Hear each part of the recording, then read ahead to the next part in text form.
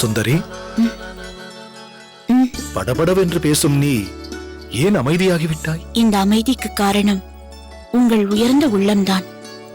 நீங்கள் என்னை மன்னிப்பீர்கள் என்று சிறிதளவும் நான் எதிர்பார்க்கவில்லை. மன்னிப்பா? நன்றி அல்லவா நான் உனக்கு தெரிவிக்க வேண்டும்? சுந்தராம்பாளின் நாட்டியத்தை காண வேண்டும் என்பதற்காகவே செட்டியார் வீட்டு திருமண விழாவில் பங்கேற்க வந்த பலருடைய ஆவலை அவர்கள் மூலமாகவே கேட்டிருக்கிறேன். அவர்கள் அத்தனை பேருமே உன் நாட்டியத்தை எவ்வளவு ஆர்வத்தோடு கண்டு ரசித்தார்கள் என்பதை கண்ணெதிரே கண்டு வியந்தேன். உன் நாட்டியத்தை காண வேண்டும் என்பதற்காக எத்தனையோ பேர் காத்து கிடக்கிறார்கள் என்பதும் எனக்கு தெரியும் சுந்தரி. அவர்களுக்கெல்லாம் கிடைக்காத ஒரு அரிய பாக்கியத்தை நீ இன்று எனக்கு தந்து விட்டாய். ஒரு அற்புதமான நாட்டியத்தை நான் மட்டுமே கண்டுகளிக்கும்படியல்லவா நீ அரங்கேற்றம் செய்தாய். உன் அசைவுகள் ஒவ்வொன்றிலும் உன் கலைத்திறனை காட்டி என்னை வியக்கும்படியல்லவா செய்தாய். பரதக் கலைக்குரிய முத்திரையை விரல்களால் காட்டி அந்த கலையின் உயிரை உன் விழிகளால் மூட்டி நளினத்தை உன் இதழ்களிலும் இடையிலும் வெளிப்படுத்தி பாதங்களை தாள லயத்துடன் தரையில் மிதக்க விட்டாயே. அதை நான் மட்டும் ரசிக்கவில்லை, இந்த திருக்கோட்டியூர் கோயிலை தாங்கி நிற்கும் ஒவ்வொரு தூண்களும் ரசித்தன. அவ்வளவு ஏன், திருப்பார் கடல் என்று போற்றக்கூடிய இக்கோயிலின் திருக்குளத்தில் இருக்கும் தீர்த்தம் கூட உன் நாட்டியத்தை கண்டு தனது அலைகளை நெளிய விடாமல் மலைத்து நின்றிருக்கும். இந்த ராஜகோபுரமோ உனது நாட்டியத்திற்கு பரிசாக தனது கலசங்களையே தரலாமோ என்று எண்ணும் அளவிற்கு பொன்னொளி வீசி உயிர் பெற்று விளங்கியிருக்கும். நீங்கள் சொல்லும் அத்தனை பாராட்டும் பரிசும் என் நாட்டியத்திற்கு கிடைத்த பரிசல்ல, உங்கள் நாவினில் நர்த்தனமாடிய கந்தர்வ குரலுக்கு கிடைத்த பரிசு. ஆழ்வார் பாசுரங்களை உங்கள் கணீர் என்ற குரலில் கலந்து இசைஞான பெருக்குடன் இந்த ஆலயத்தில் அமுத மழையை கொட்டினீர்களே, அதற்கு கிடைத்த பரிசு. உங்களுக்குள் இத்தகைய ஒரு பாடலரசர் இருப்பதை இந்த ஆடலரசி இன்றுதான் உணர்ந்தாள்.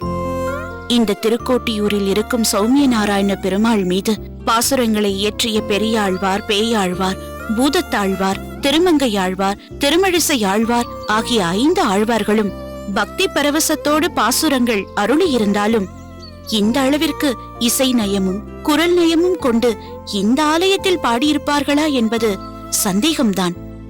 இன்று உண்மையிலேயே உங்கள் பாடலை கேட்டபோது தேனும் பாலும் கலந்த மழை போல்தான் நான் உணர்ந்தேன். அந்த அமுத மழையில் நீலமணி தோகை விரித்தாடும் கலைமயில் போல் என்னை மறந்து நான் ஆடினேன். தங்களது இனிய கானத்தை நான் கேட்டது என் செவிகள் செய்த தவமா, அல்லது அந்த பாசுரத்தை பாடும் அழகை பார்த்தது என் விழிகள் புரிந்த நோன்பா? எதற்கு கிடைத்தது இந்த பயன் என்பது எனக்கு புரியவில்லை.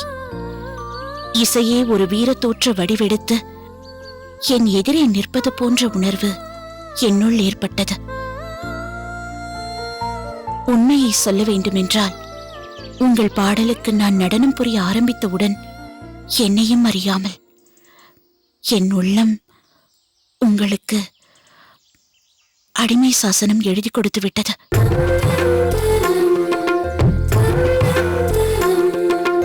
அல்லது அந்த பாசுரத்தை பாடும் அழகை பார்த்தது என் விழிகள் புரிந்த நோன்பா? எதற்கு கிடைத்தது இந்த பயன் என்பது எனக்கு புரியவில்லை. இசையே ஒரு வீரத்தோற்ற வடிவெடுத்து என் எதிரே நிற்பது போன்ற உணர்வு என்னுள் ஏற்பட்டது.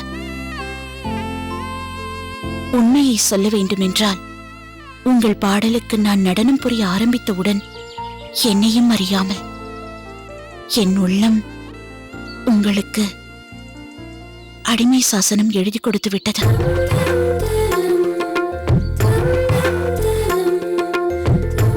இனி இந்த ஆடலரசி உங்கள் பாடலுக்கு அடிமை.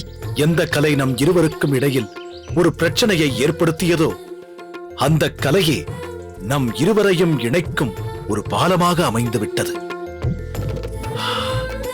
திருக்கோட்டியூர் ஆலயம் தோன்றிய காலத்திலிருந்து சோழ மன்னர்கள், பாண்டிய மன்னர்கள், விஜயநகர பேரரசர்கள் காலத்திலும் கூட இப்படி ஒரு இசை விருந்தும் நடன விருந்தும் நடந்திருக்குமா என்பது சந்தேகம்தான்.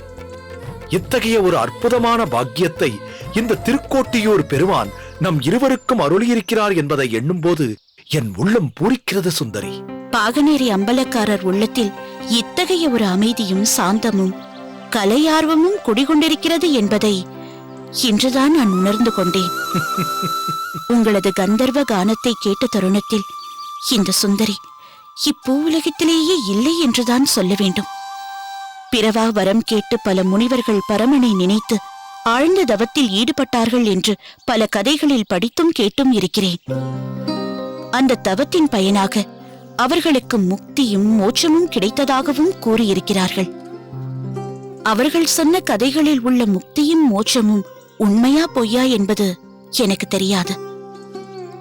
ஆனால் அத்தகைய முக்தியும் மோட்சமும் தங்களது பாடலை கேட்ட பிறகு எனக்கு கிடைத்ததாக பரிபூரணமாக நான் நம்புகிறேன். சுந்தரி, என்னுடைய வாழ்க்கையில் எத்தனையோ பிரச்சனைகள், அதனால் அல்லல்கள், உள்ளத்தில் ஓயாமல் வீசிக்கொண்டிருக்கும் அனல் காற்று நாடு நாடோடிகளிடம் அடிமையாகிக் கொண்டிருக்கிறதே என்று, தங்கை கல்யாணிக்கு ஒரு நல்ல வரன் கிடைக்க வேண்டுமே என்ற ஏக்கம், நம் தமிழ் இனத்தார் ஒற்றுமையின்றி ஒருவரை ஒருவர் காட்டிக் கொடுத்து வெள்ளையர் ஆட்சிக்கு விளைநிலமாக தமிழ் நிலத்தை மாற்றிவிட்டனரே என்ற மனக்குமுறல், இப்படி எவ்வளவோ குழப்பங்கள், பிரச்சனைகள், மனசங்கடங்கள், இவை அனைத்தும் எனக்குள் இருந்தாலும் இவற்றிற்கு இடையே கோடையிலே இளைப்பாற்றிக் கொள்ளும் குளிர் தருவாக, தரு நிழலாக, நிழல் கனிந்த சுகமாக சுந்தரியின் சந்திப்பு என் வாழ்க்கையில் இன்றியமையாததாக அமைந்துவிட்டது. உண்மையை சொல்ல வேண்டுமானால் நான் இன்று நானாகவே இல்லை, உன்னுடைய ரசிகனாகவே மாறிவிட்டேன். இல்லை இல்லை, அதையும் கடந்து நமக்குள் ஒரு உறவு இருப்பதாகவே எனக்கு தோன்றுகிறது. அந்த உறவு தொடர்ந்து நீடிக்க வேண்டும் என்றால் அதற்கு அடையாளமாக தாங்கள் இந்த ஏழையின் குடிலுக்கு வந்து ஒருவேளை விருந்து உண்டு நமது உறவை உறுதிப்படுத்த வேண்டும். வருகிறேன், நிச்சயம் வருகிறேன். ஆனால் அம்பலக்காரருக்கென்று சில முறைகள் இருக்கிறதல்லவா? அந்த முறையோடு நிச்சயம் நான் உன் வீட்டிற்கு வருவேன். நம் உறவிற்கு அடையாளமாக எனக்கு முன்பு உன் வீட்டிற்கு நான் அனுப்பும் சீர்வரிசைகள் வந்து சேரும். ஏற்க உனக்கு விருப்பமா? விருப்பம் தெரிவிக்க எனக்கு என்ன அருகதை இருக்கிறது? இனி இந்த சுந்தரி உங்களுடையவள். ஆணையிடுங்கள், அடிபணிய காத்திருக்கிறேன்.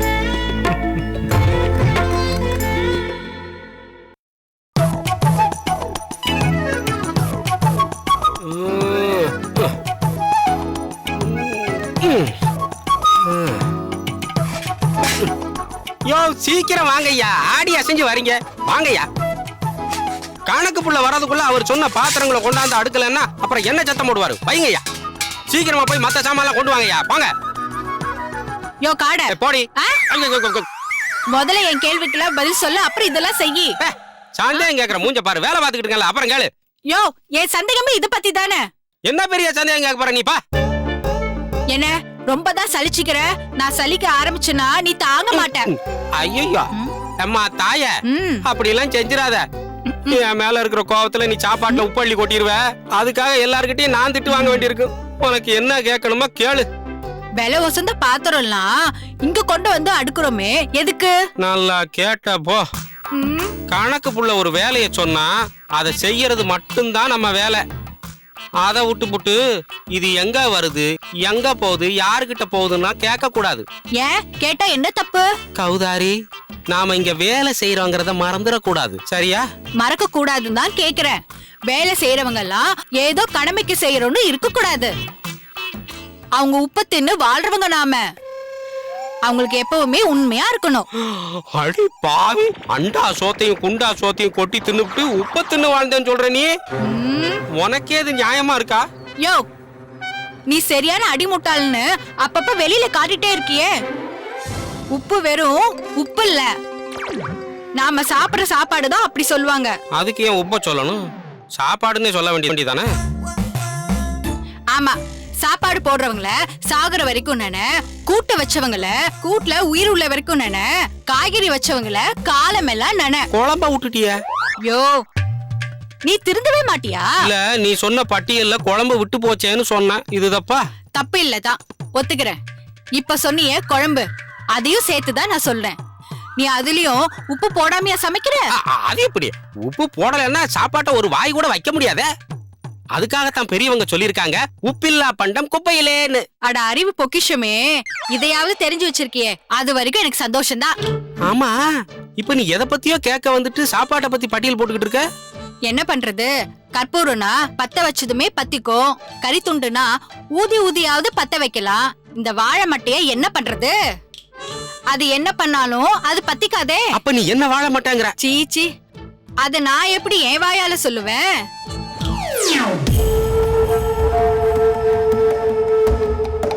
சரி சரி, அதை விடு. நீ சொல்ல வந்தது சொல்லு. நம்ம வேலை செய்யற இடத்துல இருந்து ஏதாவது ஒரு பொருள் வெளியில போகுதுன்னா அந்த பொருள் எங்க போகுது, எதுக்காக போகுது, யாருக்காக போகுதுன்னு நம்ம தெரிஞ்சு வச்சுக்கணும். அதே மாதிரி எந்த பொருள் நம்ம வீட்டுக்குள்ள வந்தாலும் அத பத்தி நம்ம தெரிஞ்சு வச்சுக்கணும். அதை எதுக்கு நாம தெரிஞ்சுக்கணும்? நம்ம வேலையை நாம பார்த்தா போதாதா? காடை, சொன்ன வேலைகளை எல்லாம் செய்து விட்டாயா? செஞ்சுக்கிட்டு தாங்க இருந்தேன். அதுக்குள்ள இந்த கௌதாரி அதை பாதியிலே நிறுத்திடுச்சு. ஏன்? அதாவது இந்த பாத்திரம் எல்லாம் எங்க போகுது, எதுக்கு போகுது, யாருக்கு போகுதுன்னு விலாவாரியா சொல்லணுமா? நமக்கு எதுக்குங்க ஐயா இந்த வேலையெல்லாம்? சொன்ன வேலையை செஞ்சா போதாதா? முட்டாள் முட்டாள். நீங்களுமா? ஏன்? ஏற்கனவே அந்த பட்டத்தை வேறு யாராவது உனக்கு கொடுத்து விட்டார்களா? வேற யாரு கொடுப்பா? இதான் பக்கத்துல நிக்குதே, இதுதான் அந்த பட்டத்தை கொடுத்துச்சு. இந்த அம்மா என்னமோ பெரிய புத்திசாலின்னு நினப்பு. காட, நீ சொன்னாலும் சொல்லனாலும் நான் புத்திசாலி தான். ஆமா, அத நீதான் வச்சுக்கணும். காடை, கௌதாரி புத்திசாலிதான் என்பதை அவளது கேள்வியிலேயே நிரூபித்து விட்டாளே. என்னத்த பெருசா கேட்டுட்டா? பெரிய வீட்டு விஷயத்துல மூக்க நுழைக்கிறதா புத்திசாலித்தனமா? எல்லா விஷயத்திலும் மூக்கை நுழைக்க வேண்டும் என்று சொல்ல மாட்டேன். ஆனால் முக்கியமான விஷயத்தில் அதை செய்துதான் ஆக வேண்டும். இந்த பொருளெல்லாம் வெளியே சென்ற பிறகு பெரிய எஜமானி அம்மா வந்து இந்த பொருளெல்லாம் எங்கே சென்றிருக்கிறது, எதற்காக சென்றிருக்கிறது என்று கேட்டால் நீ என்ன சொல்வாய்? இது என்ன பெரிய கேள்வி? ஒரே வார்த்தையில பட்டுன்னு சொல்ல மாட்டேனா? என்ன சொல்வாய்? தெரியாதுன்னு. இதுதான் நீ வேலை பார்க்கும் லட்சணமா என்று கேட்பார்கள். இத்தனை வருடங்களாக வேலை பார்த்தும் இன்னும் உனக்கு பொறுப்பு வரவில்லையே என்பார்கள். அதுக்கு நான் என்ன பண்ண முடியும்? நீங்க சொன்னாதானே நான் சொல்ல முடியும். நீ கேட்டால் தானே நான் சொல்ல முடியும். கணக்கு பிள்ளை ஐயா, இப்பயாவது சொல்லுங்களேன், இந்த பாத்திரம் எங்க போகுது? திருக்கோட்டியூருக்கு. எதுக்கு? அன்பளிப்பாக போகிறது. ஓ, திருக்கோட்டியில் கோயில இருக்கிற கௌஷிக பெருமாள் ரொம்ப சக்தி வாய்ந்த பெருமாள்னு சொல்லுவாங்க. ஒருவேளை அங்க அனுப்பி வைக்கிறாரோ? இல்லை. இல்லையா? அப்படின்னா சொல்ல வந்ததை சொல் கௌதாரி. திருக்கோட்டியூர்னு சொன்னாலே ரெண்டு விஷயத்த பத்தி தான் பெருமையா சொல்லுவாங்க. என்னவென்று? ஒன்னு சௌமிய நாராயண பெருமாள் கோயில், இன்னொன்னு ஆடல் அரசின்னு சொல்ற சுந்தரி அம்மா வீடு. அதேதான், அங்கேதான் போக போகிறது. அப்படியா? ஆமாம். பேசியது போதும், வேலையை கவனி. இதோ வருகிறேன். வர்றேன்னு சொல்லிட்டு வெளியில போறாரு. இவரு என்ன முட்டாள்னு சொல்றாரு. அவர் எங்கேயோ போட்டோம், இந்த விஷயத்த முதல்ல நான் அம்மாட்ட சொல்ல போறேன். நானும் வரேன். அம்மா,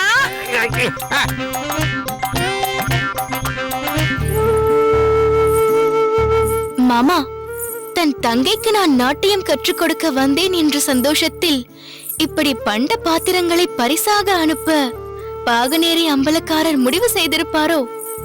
அப்படியும் இருக்கலாம். ஆனால் அதற்கு இன்னொரு பொருளும் உண்டு. என்ன?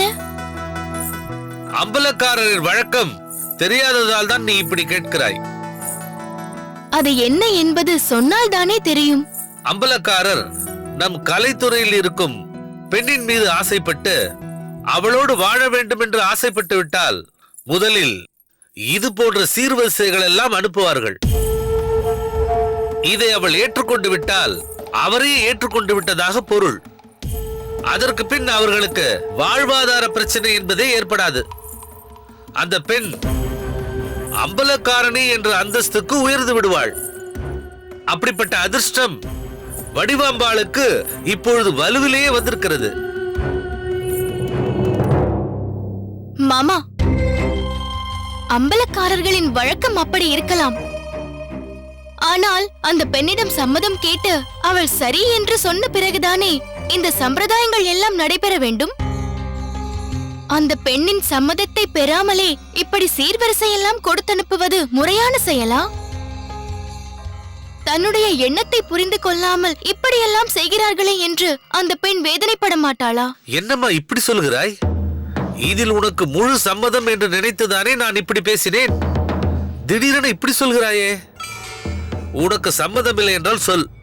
இப்பொழுதே சென்று வடிவுக்கு இதில் துளியும் சம்மதம் இல்லை, இந்த சீர்வரிசைகளை எல்லாம் எங்கள் வீட்டிற்கு அனுப்பாதீர்கள் என்று சொல்லி தடுத்து நிறுத்தி விடுகிறேன். இல்லை இல்லை, நீங்கள் எங்கும் சென்று எதையும் தடுக்க வேண்டாம். நடப்பது நடக்கட்டும். வெண்ணெய் திரண்டு வரும் நேரத்தில் தாழியை உடைப்பது போல் இந்த நேரத்தில் இடையில் புகுந்து எந்த குழப்பமும் செய்து விடாதீர்கள். நான் அப்படியெல்லாம் செய்வேனா வடிவு? உன்னை பற்றி எனக்கு தெரியாதா என்ன? உன் உள்ளத்தில் உள்ளதை நீ வார்த்தைகளால் வெளிப்படுத்தாவிட்டாலும் உன் முகம் காட்டி கொடுத்து விடுகிறதே. நான் சென்று வண்டிக்காரனிடம் வண்டியை தயார்படுத்த சொல்லிவிட்டு வருகிறேன்.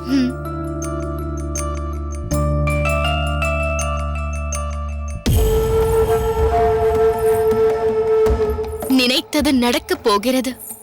நெடிய உருவமும் வலிய பொயமும் கொண்ட வாளுக்கு வேலி எனது சின்ன இடை தழுவி கண்ணல் இதழ் பருகி பஞ்சனை பசி தீர்ப்பான். பணத்தால் என்னை அர்ச்சிப்பான். பலரும் மதித்திடும் கௌரவத்தை அளித்து என்னுடைய நெடுநாளைய ஆசையை நிறைவேற்றப் போகிறான் இந்த பாகநேரி அம்பலக்காரன் வாளுக்கு வேலி.